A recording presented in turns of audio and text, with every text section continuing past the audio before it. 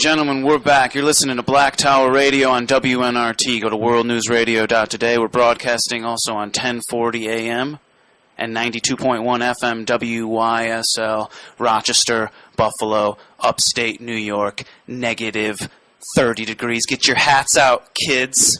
Get your hats and your mittens out.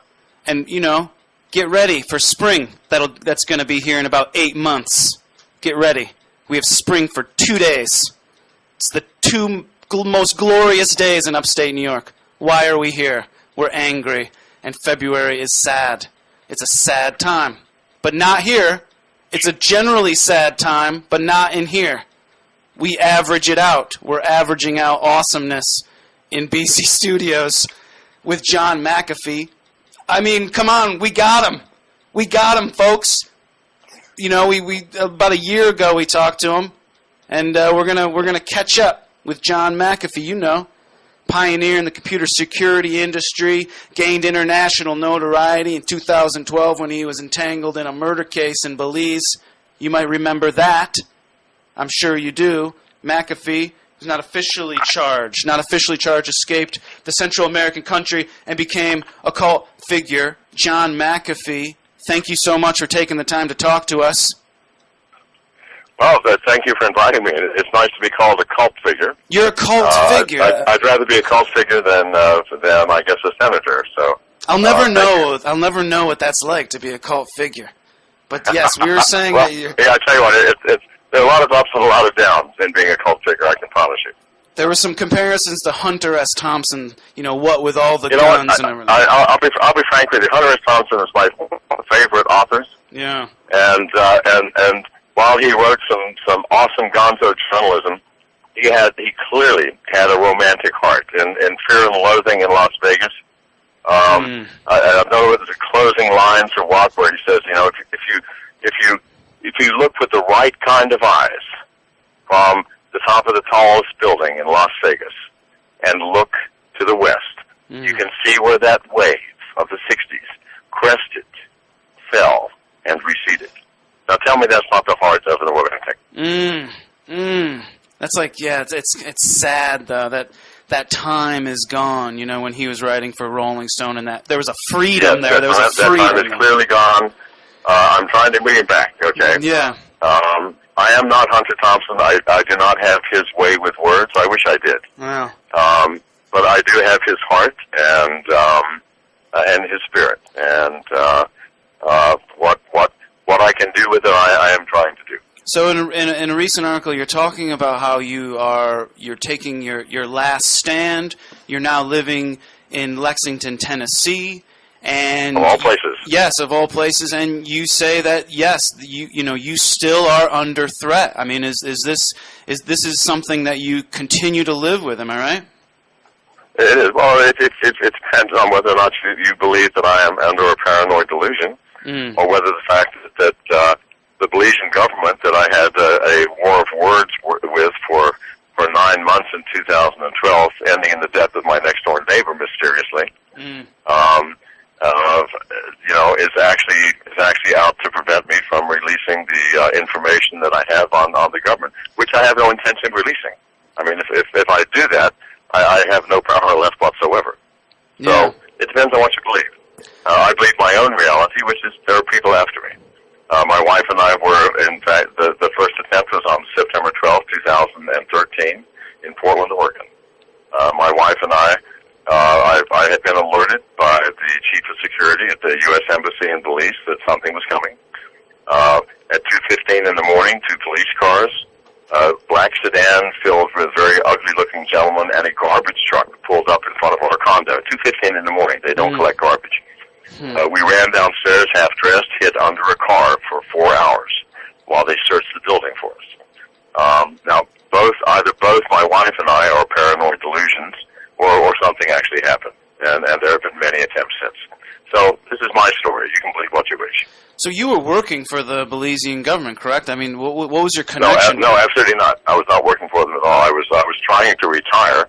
I did have 17 businesses in Belize, from a boat ferry company to a coffee company to a tobacco company to a pharmaceutical research company. But no, I was never at any time working for the Belizean government. And you got that information, by giving them the laptops and these sort of things. Right. I am John McAfee, after all. Of course, in spite of what people may believe, I really am me. Yeah. And therefore, I do what I can do. Yeah. Well, it's good to have a little bit of leverage, especially when you own all those businesses and everything. It's good to have a little bit of, blackmail material. I don't know. Maybe. Well, I wasn't looking for blackmail. What I was looking for was, here's the story. Okay, so in March of 2012, one of the local representatives came to me at my compound on the New River in Orange Walk. I was the only white man in a district of 15,000 people, and said, "Why don't you give us $2 million for our party for the next election, and in return we'll give you all this land along the river, we'll give you tax breaks, we'll give you whatever, women, who knows." I can't even remember now. I said, I really am not interested, and sent them away.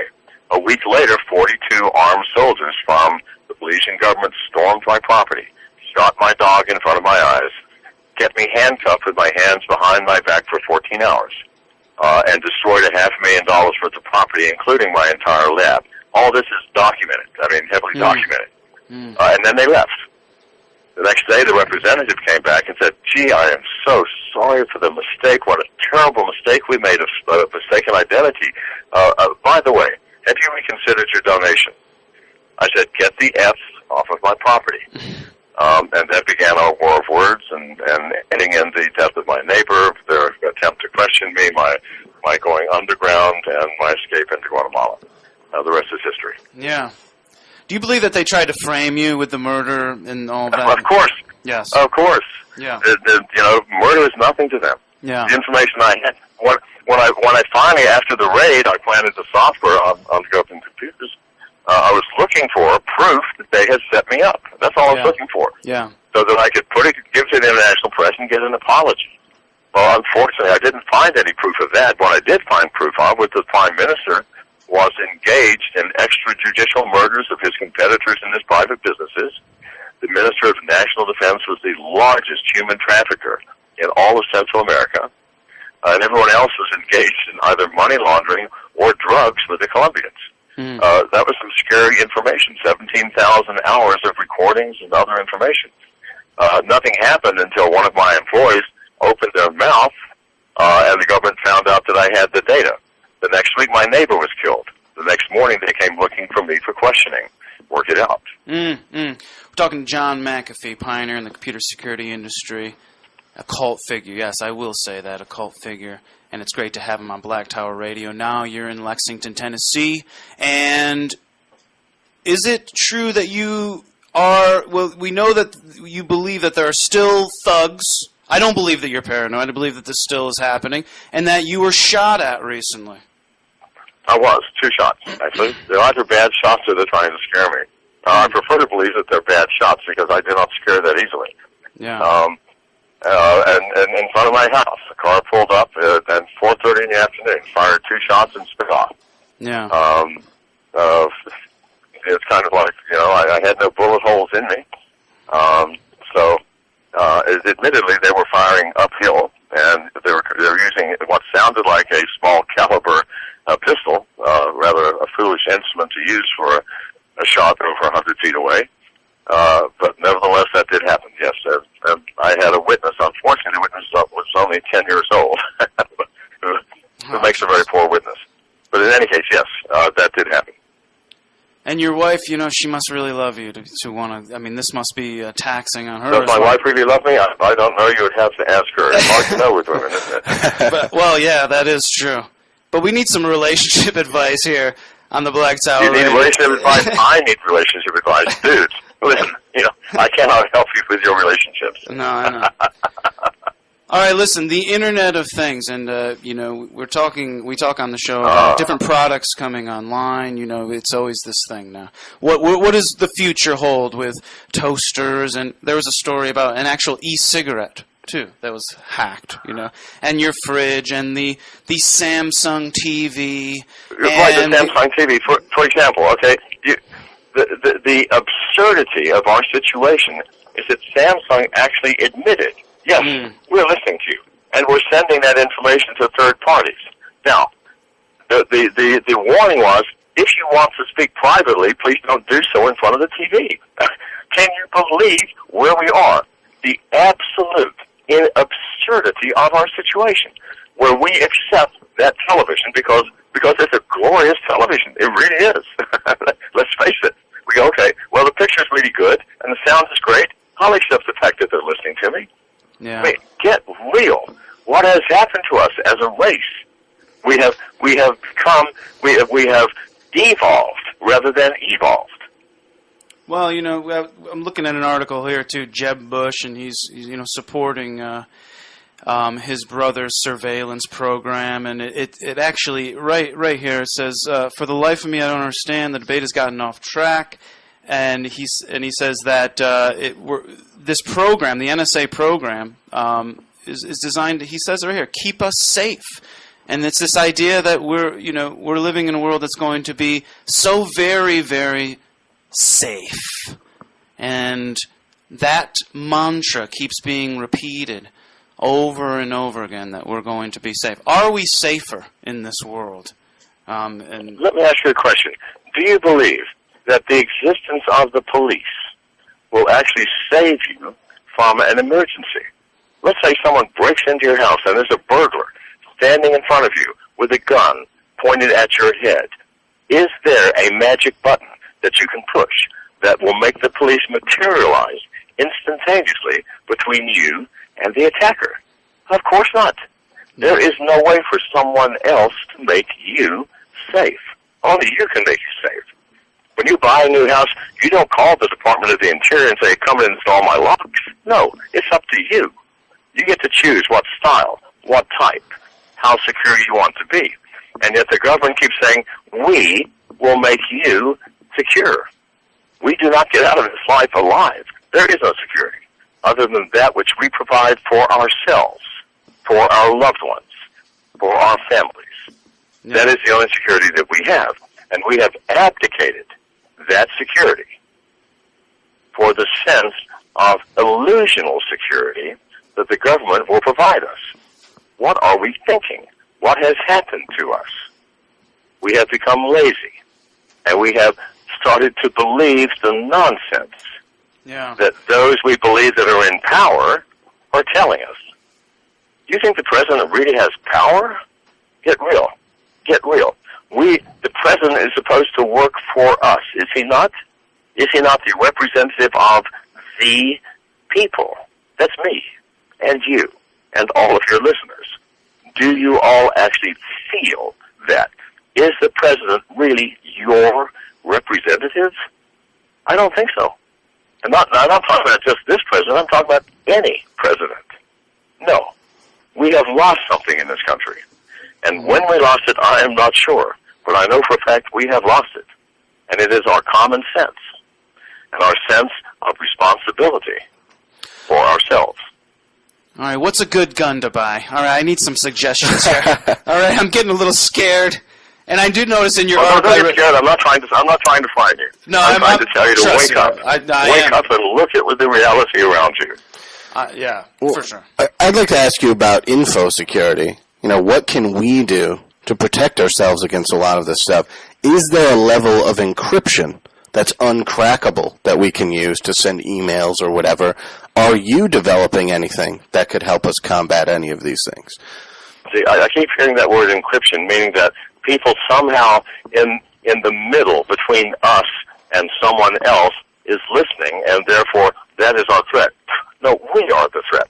We have all downloaded apps on our smartphones that are developed not by IBM or some large corporation with checks and balances. No, some of them are developed by one or two or three people, the backgrounds of whom we have no knowledge of. And all of these apps ask for very strange permissions that relate in no way to the function of the app. Many of the game applications, the major game applications, ask for permission to turn on your camera to take videos and photos. What on earth does that have to do with playing your game? Nothing. Doesn't that concern you? Doesn't it concern you that you may have a 14-year-old daughter that has a waterproof telephone who is texting in the shower and has given permission to 3 dudes in Canada who we'd have no information about, who might be watching her take a shower? Does not that concern you? Well, it scares the hell out of me. It does. Yeah. So we're not thinking anymore. We're not taking responsibility for our actions because we are lazy. We want to play the latest game. We want the latest app because why? It's free and it's fun. Have you forgotten something? There is nothing free in life. Nothing. And there never will be. So we need to wake up, all of us, and look at what we have done to ourselves. It's not the middleman that's spying on us. It's ourselves. It's the apps. It's the smartphone that we keep by our side constantly. And if you look at the average smartphone with 50 downloaded apps, 25 of them are spying on you. We need to get a clue. We need to wake up. How do you get it? I have a bunch of software.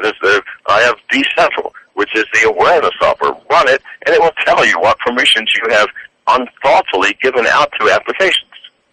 I have Devasive, which will lock down your camera, your microphone, your Bluetooth, your Wi-Fi, if you so choose. But the world seems to be ignoring these functions because, why should I care? I have nothing to hide. Do you care if someone's watching your daughter shower? Do you care if someone's listening or watching while you're making love to your wife? While you're giving your children advice on the very subtle aspects of life? No, I think we all care.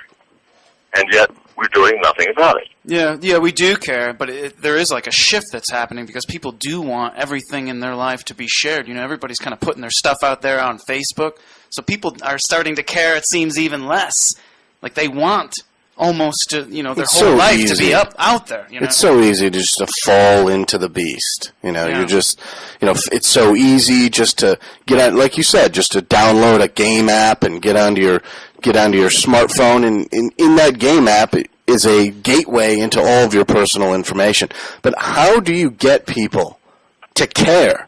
How do you reverse this trend when it's so overwhelming, the allure and the easiness to just live this lifestyle? I mean, it's very difficult to care about your products that you've invented that protect people against this stuff. No one seems to. I'm not worried about my products because people will eventually care. It's like when I wrote the first antivirus product, nobody cared. It took a major infection or two before the world started to care. Unfortunately, we are a species that only take notice when disasters happen. So there will have to be a disaster of astronomical proportions before someone says, oh my God, what have we done? Mm-hmm. And that's the tragedy here. And I'm just sitting here waiting because it will happen. It will happen. And when it does, log on to my sites and download the answers. But this is the nature of our species. If life is going along in a hunky-dory, everything is fine, everything is daisies fashion, why should I care? Even though we can analyze what we're doing and understand that, oh my God, something bad's going to happen. We don't care until it happens. It will happen. I promise you. It will happen. And when it does, it will be disastrous. And I hope it is not too late. Well, here at Black Tower Radio, we're going off the grid. We bought a bunch of rice, and we have rifles here, and we're gonna throw the phone right away. Can we just throw it out? God, you guys have guns? I don't talk to people with guns. We're terrorists, John. If we have guns, we love Al-Qaeda. That's the way it is, John. Yeah, okay. Let me ask you a question. I'm not sure if you can tell me the truth here. What kind of guns do you have? I have a 12-gauge shotgun, and it's a... I honestly don't know the brand. I've never shot it before. I just have it in my house to protect myself in case of emergency. I would advise you very strongly to go and shoot it at a shooting range, just for safety purposes, if nothing else. There is a shooting range in your If something does happen and you fire the first round, a 12-gauge shotgun is an alarming instrument if you've never fired one before.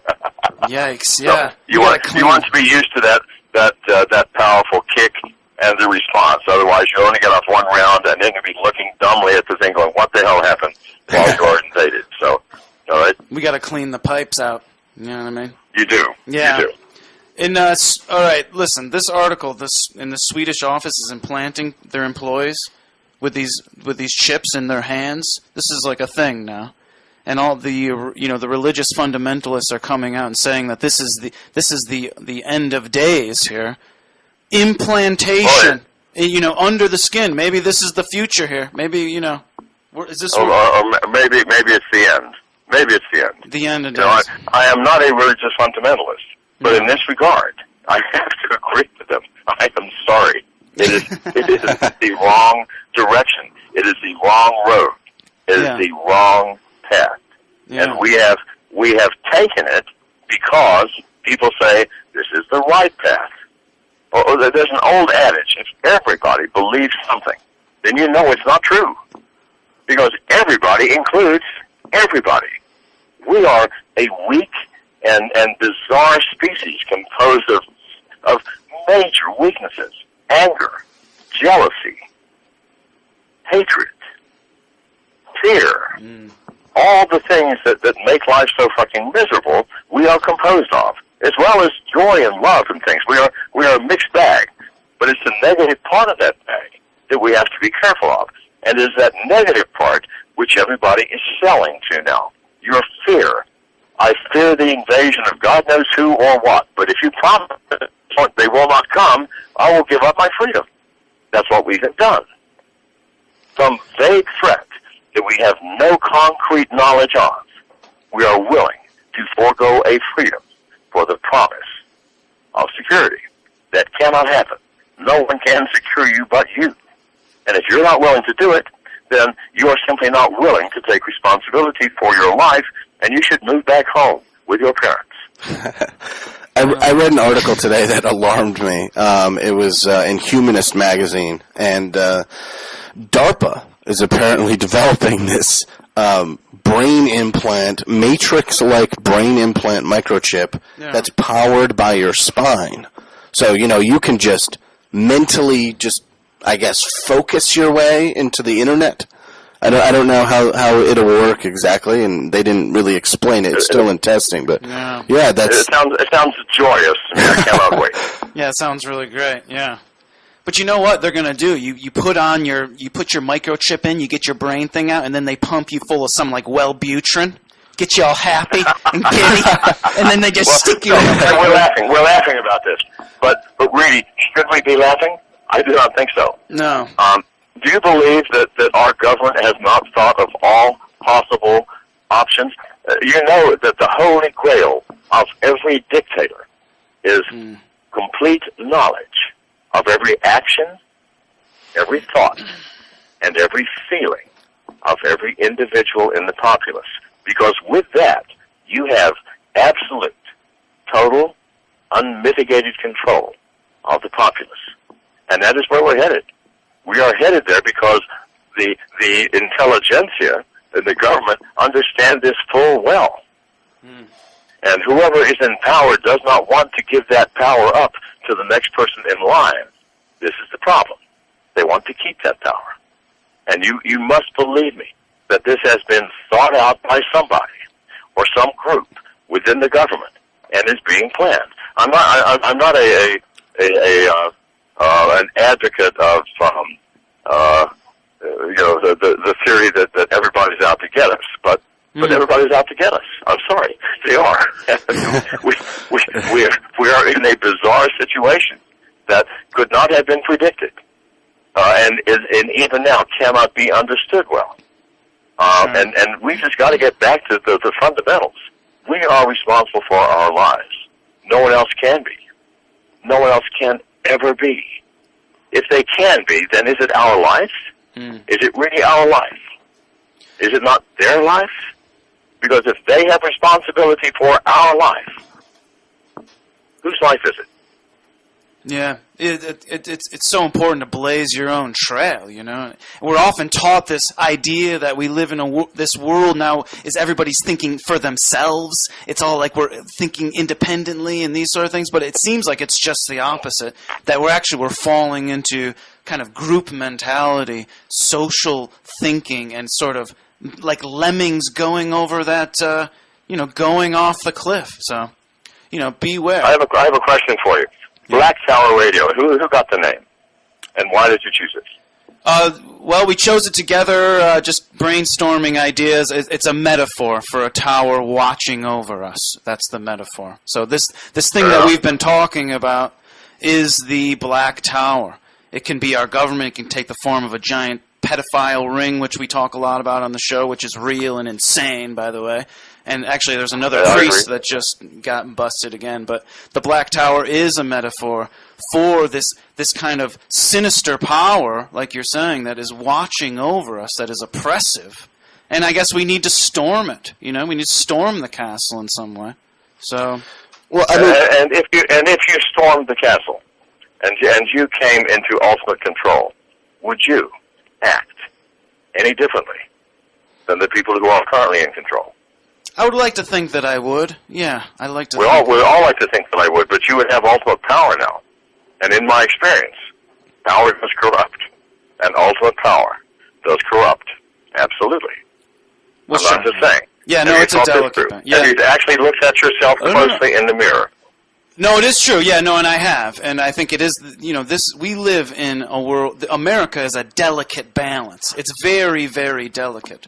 And so I don't see it as being so, I like to think about what kind of world could the future be where there is transparency, accountability, and sort of at least an idea of compassion and understanding for each other, and sort of in this world. I like to think, where could that be? What does that look like? But here's the problem.